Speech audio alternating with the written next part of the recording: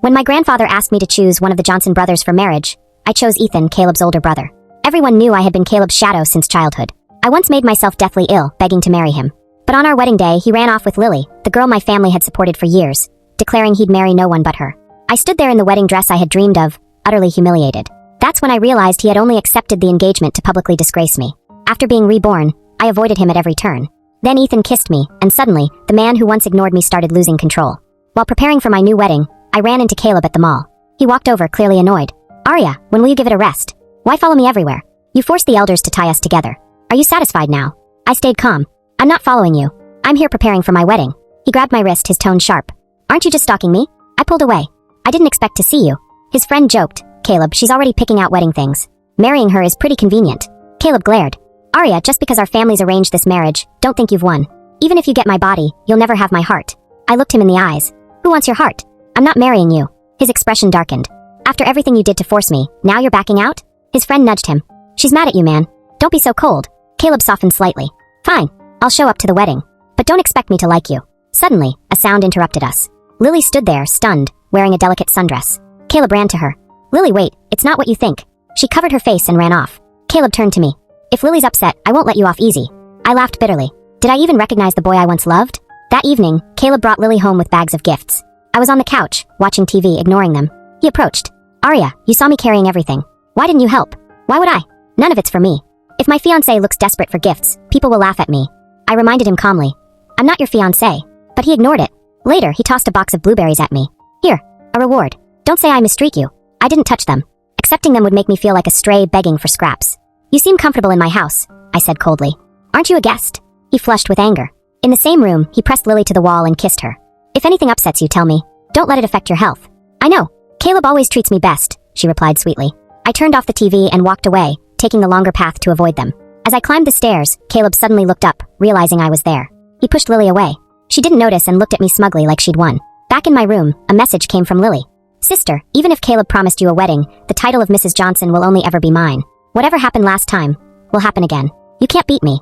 My heart skipped a beat. So I wasn't the only one who had been reborn. In my past life, I thought Caleb had accepted me out of love. But at the wedding, in front of everyone, he held Lily's hand and announced he'd never marry me. That Lily was the only one he loved. I was left in my wedding dress, completely humiliated. Everyone knew how much I adored him. I had begged, shamed myself, and my parents just to be with him. In the end, I died from illness, alone and broken. After being reborn, I gave up on Caleb and chose Ethan. To my surprise, our engagement went smoothly. No one objected. Even my grandfather asked, "Are you sure you want to marry Ethan?" I nodded. Even if he had flaws, I'd rather have a peaceful life than one filled with pain. The next day, I went to the jeweler to pick up our wedding rings, ones I had designed myself. But the staff told me Caleb had already taken them. The store belonged to the Johnson Group. They couldn't stop him. Out of all the rings, he had taken mine. Then I saw Lily's post online. A one-of-a-kind ring from my beloved. She and Caleb wore my rings. The ones I created for Ethan. I couldn't hold back. I went straight to Caleb's office, but found Lily instead. She played with the ring. "Ugly, isn't it? But Caleb gave it to me. So I love it." I clenched my fists. She added mockingly, "If I wear it to your wedding, will I outshine you?" Something snapped. I grabbed for the ring. We struggled. And then, a sharp kick hit my waist. I collapsed in pain. Caleb had kicked me. "You're insane," he shouted. "How dare you hurt Lily? Don't you know how fragile she is?" Tears filled my eyes, but not from the pain. From the betrayal. Lily whimpered. "If you hadn't come in time, I don't know what she would have done to me." He gently wiped her tears. "Don't worry. I won't let that crazy woman near you again. I don't care if she's from the Wilson family. I'll protect you." Even his secretary who tried to help me got fired. "Who said you could help her? Collect your last paycheck." As I stood, humiliated, I laughed bitterly through the tears. "Did he really hate me that much?" He snapped. "You still have the nerve to laugh?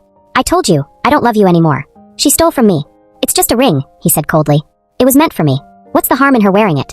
I almost shouted that the ring was for Ethan, but I stopped myself. Ethan would return tonight. The family dinner would be the perfect moment to reveal everything. As I limped out, Caleb called behind me. "Come to dinner by yourself. I won't pick you up." I didn't look back. I smiled faintly, laughing at his arrogance, and at my own pitiful state. "It's fine. I don't need him to pick me up. He'll understand soon enough that my life has nothing to do with him anymore." When I arrived at the Johnson house, Ethan was already seated, waiting for me. I sat down beside him, and neither of us spoke. Caleb arrived late, visibly displeased when he saw me sitting next to his older brother. "Arya, how can you sit next to my brother? Come sit by me." He sat down without waiting for a response. Before I could open my mouth, Ethan's smooth voice cut through the silence. "Why shouldn't my fiancé sit beside me?" Caleb's expression changed drastically. His voice tightened. "Brother, what kind of joke is this?" Ethan stood, locking eyes with Caleb. After years apart, he had grown taller, his demeanor more composed and commanding. Compared to Caleb's boyishness, Ethan exuded a presence that instantly overshadowed his younger brother. "Do you have any objections to my marriage?" Ethan asked coldly, nothing like the way one usually speaks to a sibling. Caleb grew agitated, slamming the table, his face twisted with frustration. "You don't even like her. Why are you marrying her?" Ethan replied calmly. "Then who should she marry?" "You, of course me. Everyone knows she's been desperate to marry me, even faking illness to threaten her parents." As soon as the words left his mouth, my face turned deathly pale. I was about to stand and refute him, but Ethan reached over and gently took my cold hand in his. "And you?" Ethan asked calmly. "Do you like her?" Caleb was speechless. "If you don't like her, what right do you have to marry her?" "Besides," Ethan added, "you're not me. How do you know I don't like her?" He looked down at me, his gaze soft as water, so at odds with the coldness in his voice earlier. I froze, then blushed furiously. I knew Ethan was protecting me, but I didn't expect him to go this far. Not only was he fully committed to the act, but his words left no room for doubt. "Brother, since when did you start liking her? Why didn't you tell me?" Just as Caleb began to protest, the doors behind us swung open. Lily entered, more dressed up than she had been when we'd run into her at the mall. I had only applied light makeup before coming, and after that awkward scene at the Johnson group, she appeared far more polished standing there. But so what? As long as I held the title of Wilson family's daughter, she could never surpass me. "I'm so sorry I'm late. I hope I didn't disturb you all." Mr. Johnson frowned in displeasure. "Who invited this girl?" Without hesitation, Caleb answered. "I did." As Lily approached the table, Mr. Johnson lowered his voice deliberately. "And why would you invite her?" Lily was a foster child the Wilson family had raised. Mr. Johnson had never approved of my parents treating her like a true Johnson daughter, especially over me. "Isn't this a family dinner?" Lily is Aria's sister. "What's wrong with her coming?" Mr. Johnson looked disappointed. "She's not a real sister. She's adopted. Besides, we're discussing wedding matters today. Her presence is inappropriate." Lily had reached the table and couldn't help overhearing him. Her cheerful face fell as she tried to hold back tears. "Uncle, if I'm not welcome, maybe I should come another time." Caleb grabbed her hand. "That's not true. Sit next to me." Wherever Caleb was, Lily never had to fear being mistreated, because he would always shield her.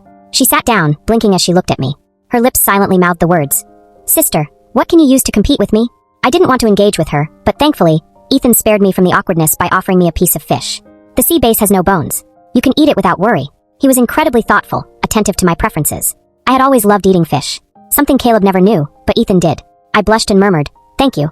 Ethan smiled gently, like a glacier quietly melting. "No need to thank me. You're about to be my wife. Taking care of you is a husband's duty." I lowered my head shyly, quietly eating the fish, hoping no one noticed my reddened cheeks. Under the table, someone kicked me hard. Looking up, I saw Caleb glaring at me, then subtly lifting his phone and motioning for me to check mine. Annoyed, I pulled out my phone and saw he had sent several messages. I usually kept my phone on silent during meals, so I hadn't noticed. 10 minutes ago. "Arya, what's wrong with you? You used to be desperate to marry me. How can you change your mind now?" 5 minutes ago. "Are you just pretending with my brother? Don't think this will make me want you." 1 minute ago. "What did you offer him to make him play along with this act?" I didn't reply. I blocked him and turned off my phone, ignoring his antics beneath the table. But Caleb couldn't take it any longer. Everyone was eating quietly when his voice suddenly cut through the atmosphere like a knife. "Arya, why aren't you answering my messages?"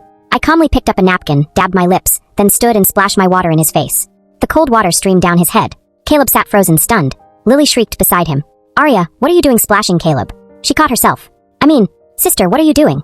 I looked straight at Caleb and said clearly, "If you don't believe it, that's your choice. But Ethan and I are really getting married.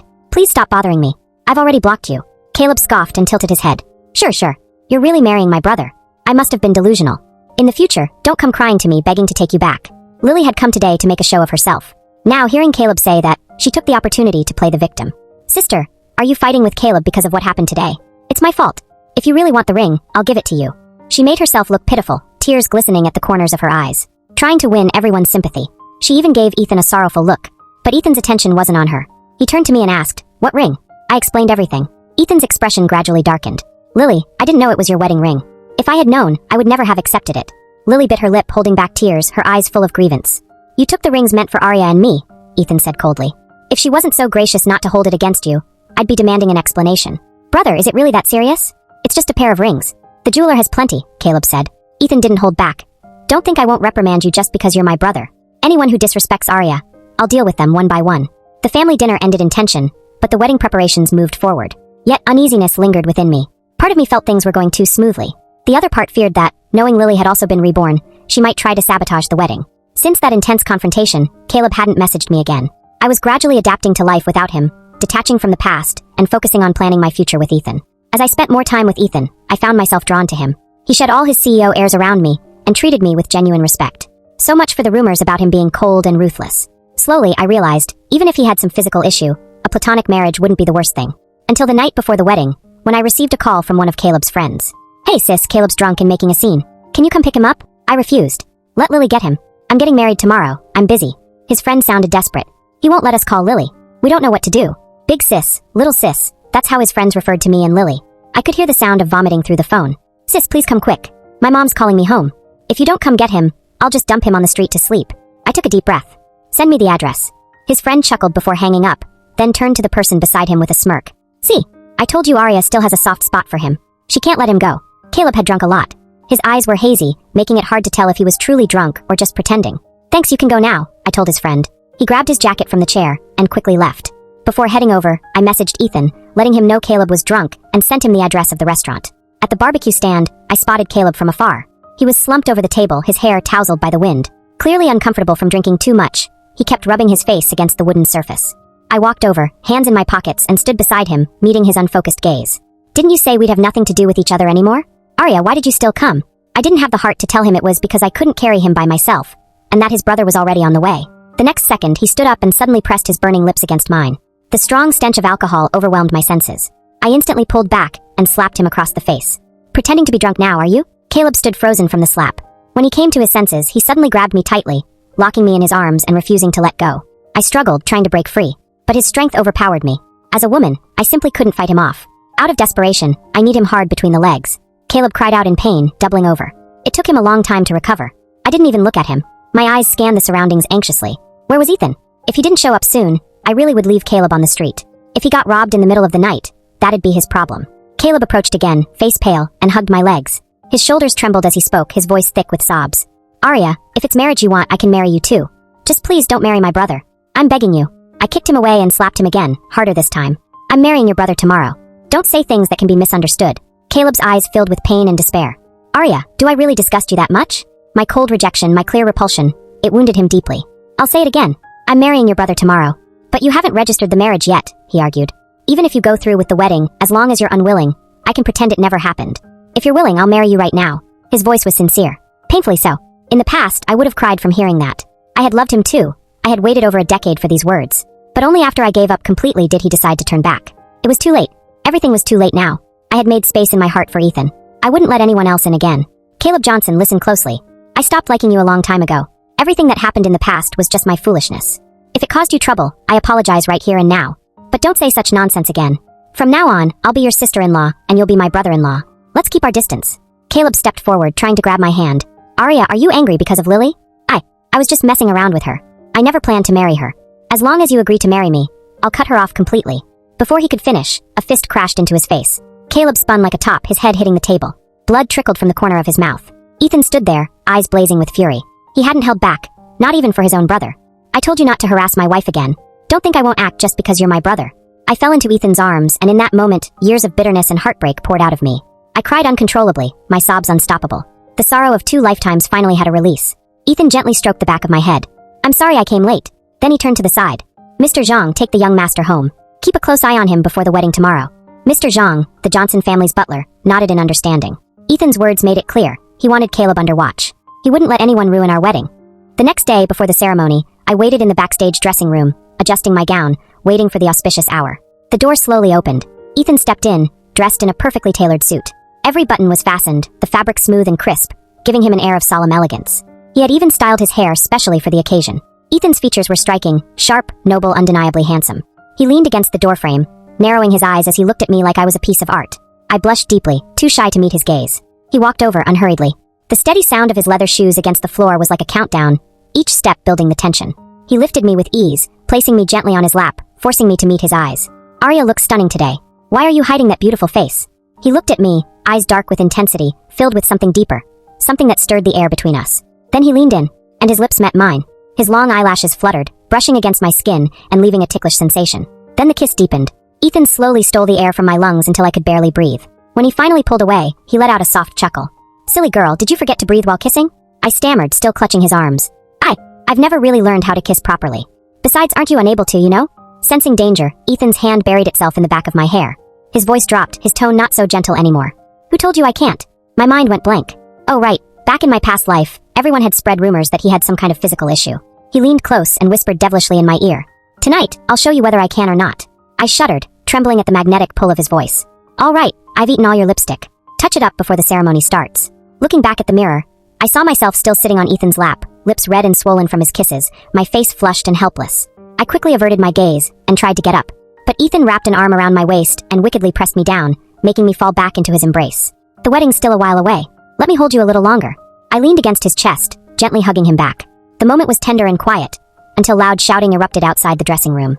Get out of my way. Anyone who tries to stop me, just try it. Caleb's angry voice drew gasps from the staff. Then, with a loud crash, he kicked open the door. His eyes locked onto me, sitting blushing in his brother's arms. In an instant, he lost control. He stormed over in 2 steps and yanked me away from Ethan. Arya, the wedding's about to start. Haven't you played around enough? His eyes were like a stormy sea, a dangerous crimson hidden in their depths. If you're done playing, go out there and tell everyone you won't marry my brother. I'll give you an even grander wedding than this. Ethan calmly unbuttoned his cuffs, then rolled up his sleeves methodically. The next moment, he threw a punch squarely at Caleb's face. Caleb tried to fight back, but their parents arrived just in time to pull them apart. Ethan was unharmed, aside from a few scratches on the back of his hand. Tiny beads of blood seeped out, but he didn't even flinch. My heart ached seeing him hurt. I immediately asked someone to bring a first aid kit to treat his wounds. Meanwhile, blood trickled from the corner of Caleb's mouth. The wound near his eye had reopened, but he didn't seem to feel a thing. He just stared at me, lost and distant. Caleb, have you gone mad? It's your brother's wedding day. What are you trying to do, showing up like this? Their mother scolded, pulling her son aside. But even then, she couldn't hide the softness in her voice. He was still her child. Stop these inappropriate thoughts.